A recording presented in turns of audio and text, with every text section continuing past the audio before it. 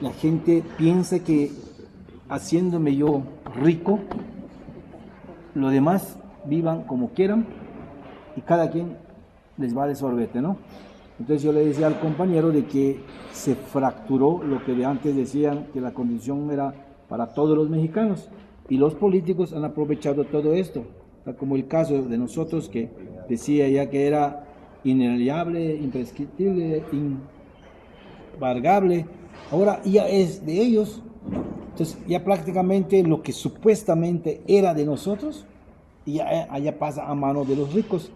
Entonces se les olvidó de que los meros dueños, los meros, pero ya no hay. Entonces la Constitución queremos ver si rescatamos para que se vuelva esa ley, que es el artículo 27.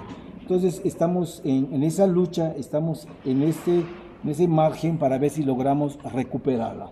Entonces nuestra idea, nuestro punto de partida, nuestro objetivo, pues es seguir luchando y también, ¿verdad?, compartiéndolo con mis paisanos, con ustedes y con los que tengamos oportunidad para hacerlo.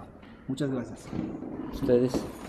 Bueno, nosotros lo que comentamos es que uno de los dolores de la Constitución es la educación. La está privatizando, los derechos de la... ¿de qué dijimos? Del trabajador, de los trabajadores, ¿no? La educación, el trabajo y la seguridad social, que son las reformas que están haciendo en la Constitución y que realmente, si realmente conociéramos toda la sociedad la Constitución, nos defenderíamos, pero como ignoramos la Constitución, no tenemos ese valor para defenderla. ¿El equipo de ustedes? Bueno, aquí tratamos varios puntos, ¿no? Creemos que la revolución todavía no termina, como bien lo decía el profesor en su libro. Hace falta mucho, nada más un cambio de poderes. Creemos que la participación de la gente es la que va a hacer los cambios aquí en el país, como los ha hecho a nivel mundial. La gente es quien cambia, no los partidos políticos. De hecho, yo no creo en ningún partido político. La realidad, creo en la gente. Y sé que la gente es la que hace los cambios. Y la gente es la que va a decidir. La poca gente que participa en todo el mundo es la que cambia lo demás.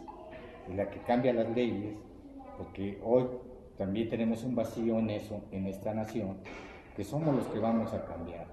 Desgraciadamente aquí tenemos un enemigo que se llama Estados Unidos, que se llama neoliberalismo, globalización, que nosotros desde hace mucho tiempo lo escribimos y lo mantuvimos y se lo dimos a la gente para que lo leyera y supiera lo que es globalización y lo que es neoliberalismo.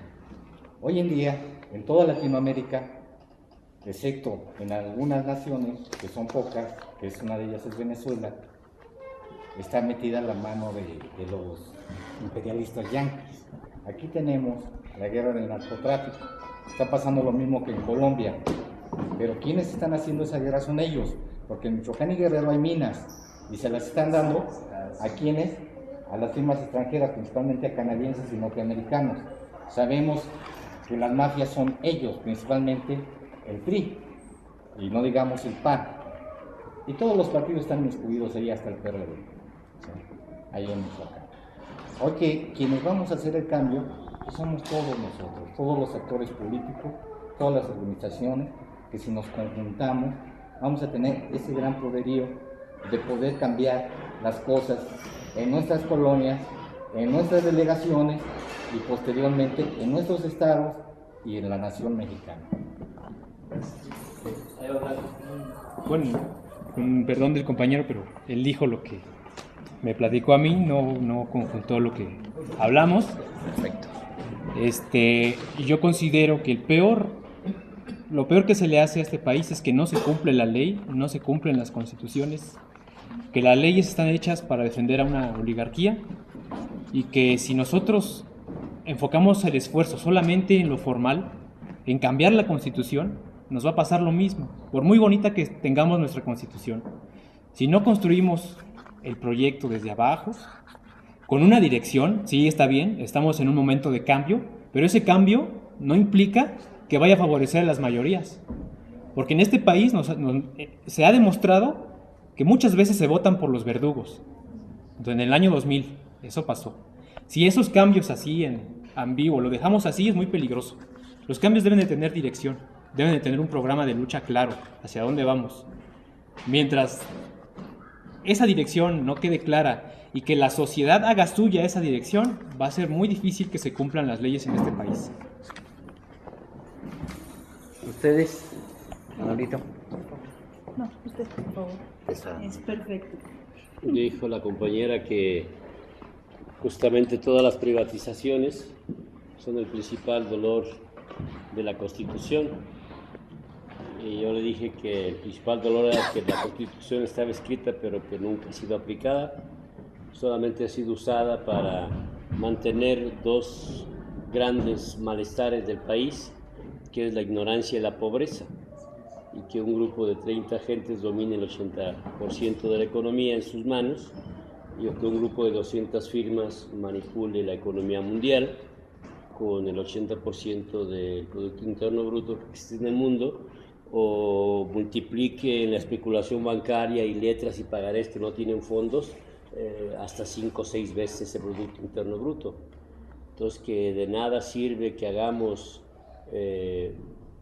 muchos intentos de capacitación de la gente si no va acompañada de libros y lecturas como las que aquí estamos hoy presentando, si no va acompañada de procesos de desarrollo del conocimiento, y que los que estamos hoy en áreas de gobierno tenemos un doble compromiso de aplicar por sobre la domesticación de la mentalidad de nuestros compañeros que no quieren escuchar la justicia, la equidad, alternativas económicas diferentes, el doble esfuerzo que hacer, el doble riesgo que hacer.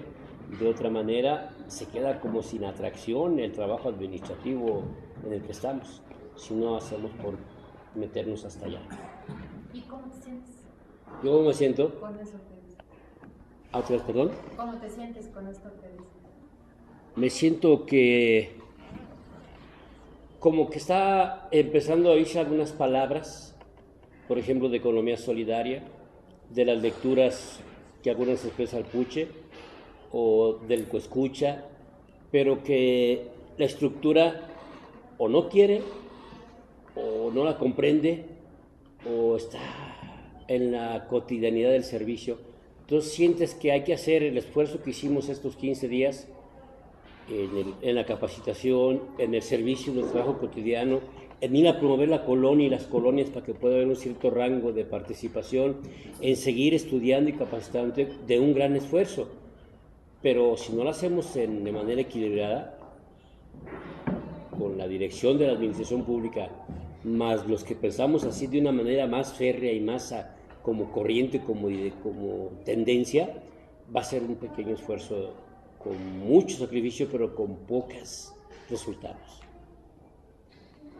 En un mes y medio está por aquí, veo así más o menos. ¿De ustedes? Alfonso.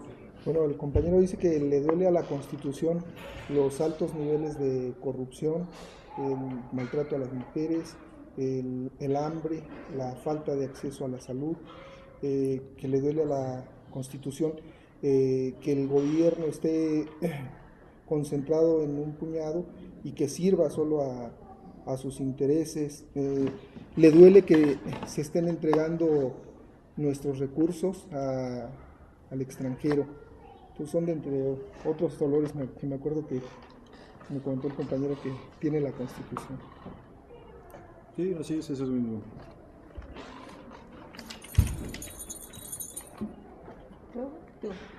Y yo ahorita doy mi punto de vista para que tú te enseñes a verte con eso. Bueno, nosotros compartimos que realmente está muy dolida porque con lo que decían, y sí también, ¿no? Estamos de acuerdo en que fue un papel que fue escrito en la Constitución, pero que nada más quedó en eso, en un papel, que ningún presidente la ha respetado, nadie la ha respetado.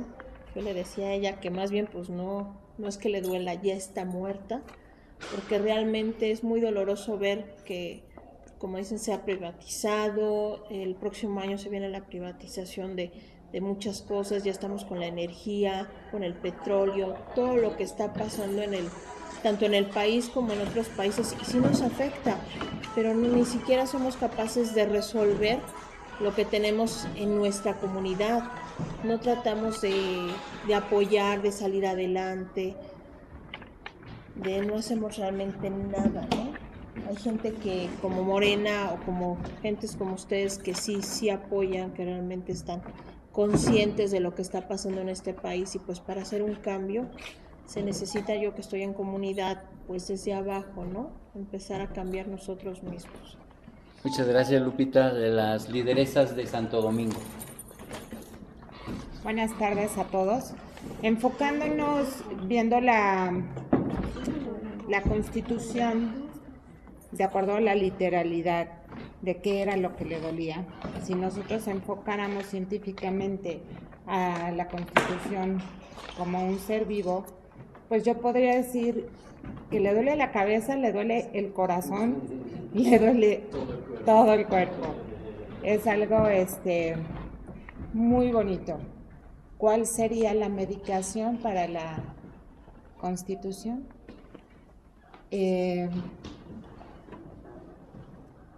Llegar al corazón de las personas y empezarlas a motivar para que realicen una participación comunitaria.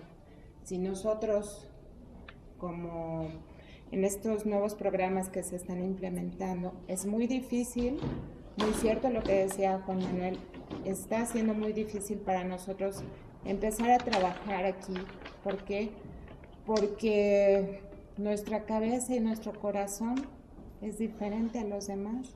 Tenemos que llegar específicamente al corazón de cada ciudadano para que este movimiento que queremos emprender se pueda realizar. ¿Y ustedes? No, sí te toca a ti. Es que tú eres la que tienes que aprender, ella ya sabe.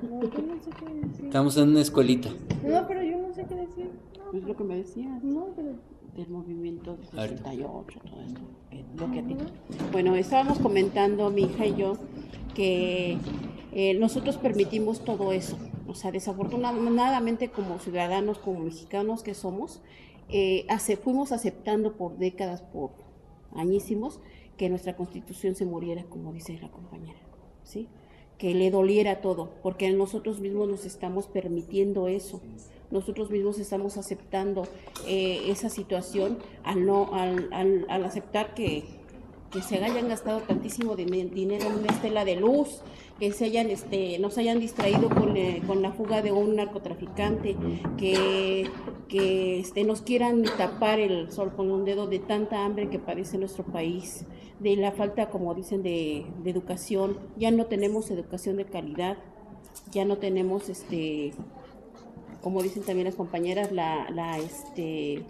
nuestros servicios de salud ya no son de calidad y nosotros lo estamos permitiendo. Entonces, sí, hay que arraigar desde el inicio, hay que platicar, hay que concientizar a la gente, pero va a ser muy difícil, pero pues lo vamos a lograr. ¿Y ustedes?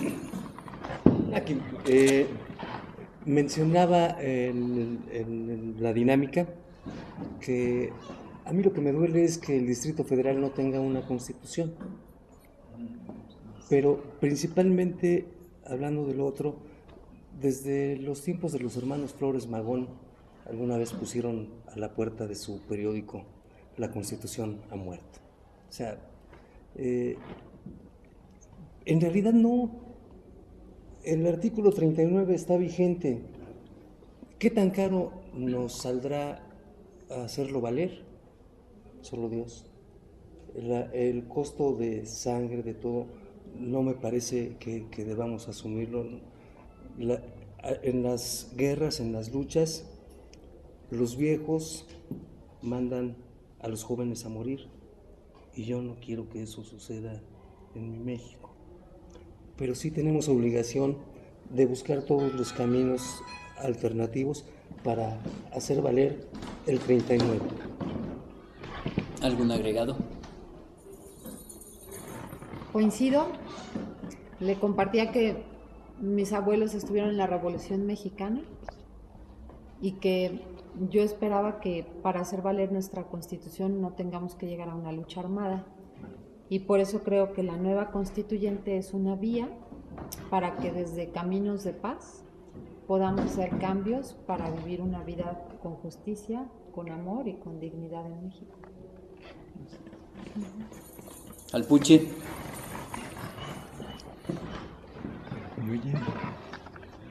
Sí, aquí el problema es cómo involucrar a ese proceso del rescate de la Constitución o de la renovación o de la recuperación de la Constitución a la gran mayoría de los mexicanos.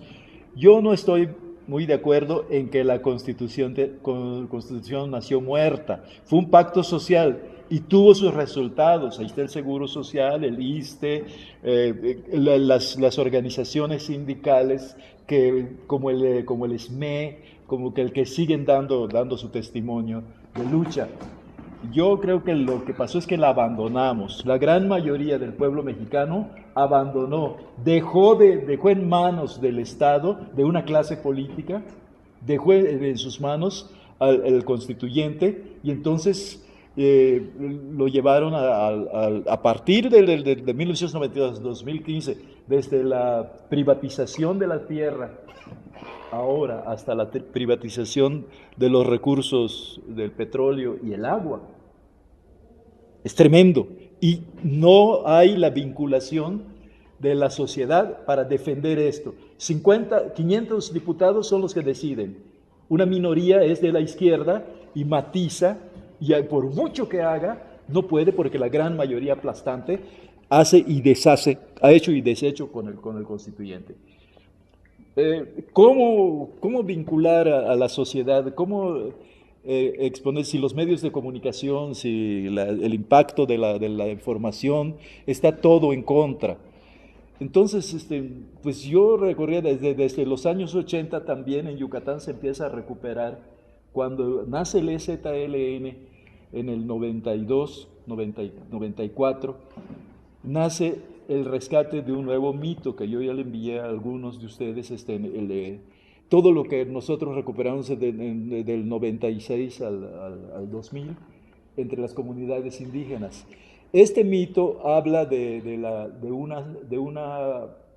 un tejido vivo, de un tejido de vida, que se llama el Kushan Sum en lengua maya, que quiere decir el tejido de la vida, o sea, una soga tejida en la que va la vida, y que los mayas consideraban que era el tejido entre la naturaleza, los seres humanos, los animales, los árboles, las estrellas, lo cósmico. Todo esto tenía que ver en el mito, y al mismo tiempo la profecía explica que cuando llegan los europeos a América, sacan la soga, sacan ese tejido, y por su ignorancia lo desenrollan, lo revuelven, y cuando les dicen que lo vuelvan a poner, ya no lo pueden enrollar, ya no cabe en el lugar, con la forma en que lo enrollaron el tejido, ya no cabe, y lo cortan.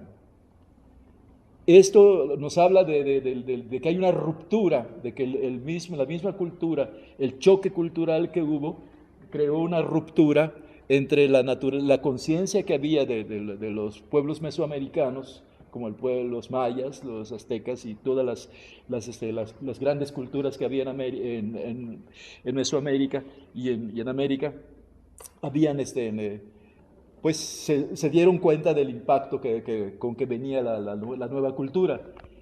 Algunos desaparecieron, algunos quedan allá, y el mito sigue manejándose ya como algo clandestino, como algo muy subrepticio, como algo muy personal, como algo muy familiar, incluso dentro de las iglesias, o sea, en el marco de las concepciones que dejaron los jesuitas, que dejaron los franciscanos, también hay algunas interpretaciones desde la perspectiva de la religión, que también tiene su contenido hasta filosófico.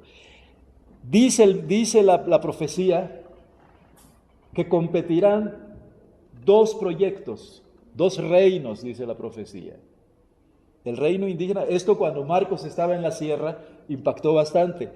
El caballero, el tzul, que es el blanco, tendrá que competir en la soga de la vida, ya que lo empatemos todos. Lo importante de esto, en el contenido de la constituyente, es buscar la vinculación de todos los movimientos sociales, con todas las personas responsables, con todas las personas conscientes que crean que es posible valorar la vida. No solo la vida personal, sino la vida en el planeta, la vida en el universo.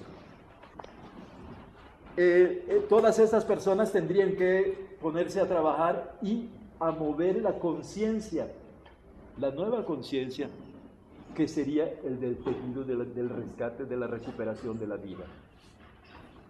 En ese momento de que ya está empatada la soga de la vida, habrá una competencia entre el caballero azul, que quiere decir el caballero blanco, el caballero europeo, y el caballero indígena. Bueno, como es un mito maya, pues es maya, ¿no? Kushansum es un mito indígena maya, entonces sería el caballero maya.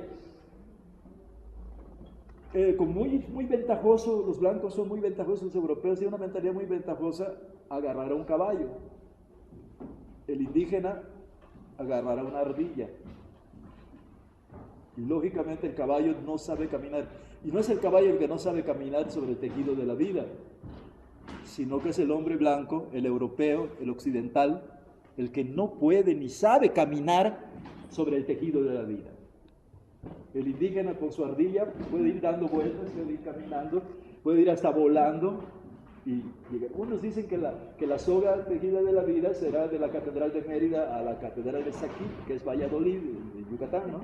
Otros dicen que es de la pirámide de Chichén Itzá a la pirámide de Uxmal. Entonces así se va tejiendo también una serie de versiones que pues son interesantes porque plantean la confrontación de una visión de vida occidental que está rota completamente su vinculación con la naturaleza y con el universo, y la posibilidad de recuperar entre mayas y no mayas el tejido de la vida para establecer una cadena, una soga, un tejido con el universo, con los árboles, con las plantas, con los animales, con las hormigas, con las estrellas, exactamente.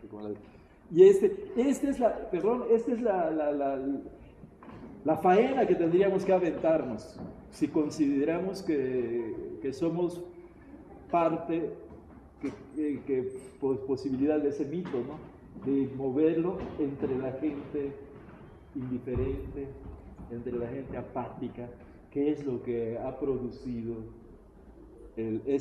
tremendo desbarajuste por el que atraviesa nuestro país. La gente está trabajando mucho, hay el 40% de nuestros mexicanos que están trabajando y no tienen tiempo de pensar en la política, y cuando llegan no se ponen a ver la televisión. Pero hay otro 40% o 60% que es improductivo. Y entonces se está dependiendo de los programas de subsistencia, que es una estrategia del sistema político. Aún con ellos hay que trabajar, aún con ellos hay que... El sistema se legitima a base de la participación de menos de un 50% de los mexicanos. De ese 50%, la última vez más del 20% votó por Morena. El otro 25-26% votó por los neoliberales. Entonces hay una correlación de fuerzas establecida. El otro 50% que no participa en la cuestión electoral, y yo no soy muy partidario de las cosas electorales, porque yo soy constructor del PSUM, del PMS y del PRD y de Morena, pero nunca he sido ni policía, ni candidato, ni de representación proporcional, siempre me las he jugado por la mayoría relativa y siempre he buscado establecer una tribuna de vinculación con el pueblo para platicar y para hablar sobre los derechos sociales y sobre las garantías sociales que no se pudieron conservar. Entonces, este es el asunto de la relación de promoción mediante una estrategia que sería Verbo y Gracia Kushansu, buscar ir tejiendo la nueva conciencia, buscar ir trabajando sobre la posibilidad de la comunión de pensamiento, trabajo, palabra, obra, para la gran transformación del país, la recuperación de la ley. Y esto tendría que ser pacíficamente, porque también, si lo vemos desde la otra perspectiva de la violencia, no hay mejor provocación que hablar de violencia. El Estado y las agencias multinacionales están listas, como estamos viendo en el caso de Francia, incluso para provocar, que se han infiltrado, así como se infiltraron en la secta, se han infiltrado también en el Estado musulmán, en el Estado no sé qué cosa, que dice que hay un Estado islámico. Y así mismo se infiltraron para tirar las Torres Gemelas, y así mismo se infiltraron por Pearl Harbor para provocar grandes. Estados Unidos aceptó que masacraran a más de 30.000 norteamericanos, la mayoría negros y puertorriqueños, en Pearl Harbor, para que tire la bomba atómica 2 años